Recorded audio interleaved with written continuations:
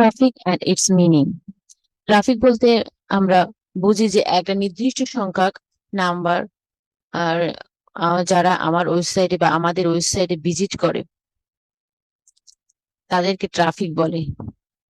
এবং এই ট্রাফিকটা ইনক্রিজ করে পপুলারিটি, রিচ এবং ইফেক্টিভনেস একটা ওয়েবসাইটে।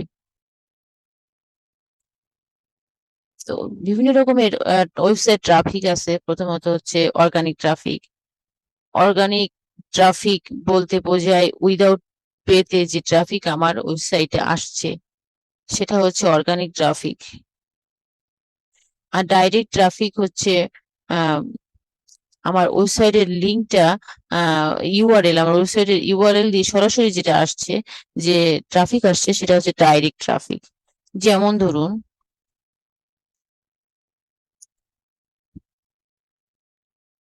এইটা হচ্ছে অর্গানিক ট্রাফিক। এই যে অর্গানিক ট্রাফিক 59.1%, আর ডাইরেক্ট ট্রাফিক হচ্ছে 40.9%। এটা হচ্ছে অর্গানিক ট্রাফিক এবং ডাইরেক্ট ট্রাফিক। ডাইরেক্ট সরাসরি ইউআরএল দিয়ে যে ট্রাফিকটা আসতেছে, এবং অর্গানিক সার্চ এর মাধ্যমে আমার ওয়েবসাইটের কিওয়ার্ড দিয়ে হতে পারে সেটা। অর্গানিক সার্চ করে বিভিন্ন সার্চ ইঞ্জিন দিয়ে যে ট্রাফিক আসতেছে সেটা হচ্ছে organic traffic.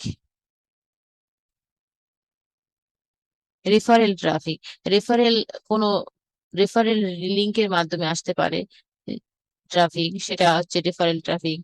Social traffic, social traffic বলে সোশ্যাল মিডিয়া, বিভিন্ন রকম সোশ্যাল মিডিয়া যেমন ফেসবুক, ইউটিউব, লিঙ্কডইন, এসব মাধ্যমে আমার ওয়েবসাইট ট্রাফিক আসতে পারে, তখন সেটা হবে social traffic. Paid traffic, paid traffic যেমন হতে পারে, যেমন ফেসবুক, ফেসবুকে যখন আমরা অ্যাড প্রমোট করি তখন আহ যে ট্রাফিক আমার ওয়েবসাইটে আসে তখন সেটা হতে পারে পেইড। আবার আমরা যখন গুগল অ্যাড বা বিভিন্ন রকমের সার্চ ইঞ্জিন অ্যাড পরিচালনা করি তখন যে ট্রাফিক আমাদের ওয়েবসাইটে আসে সেটা পেইড ট্রাফিক, কারণ আমরা ওখানে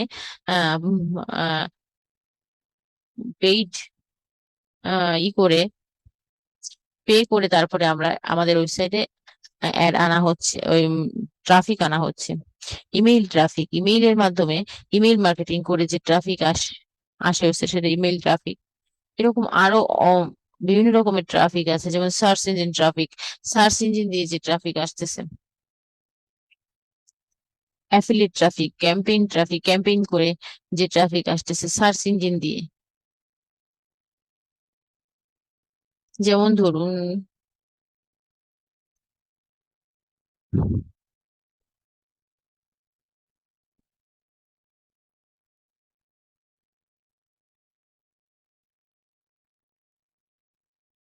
যখন এভাবে কিওয়ার্ড দিয়ে ওয়েবসাইটে ট্রাফিক আসে, সার্চ ইঞ্জিন দিয়ে, সার্চ ইঞ্জিন ট্রাফিক, এবং এটা অর্গানিক ট্রাফিক বলা যায়।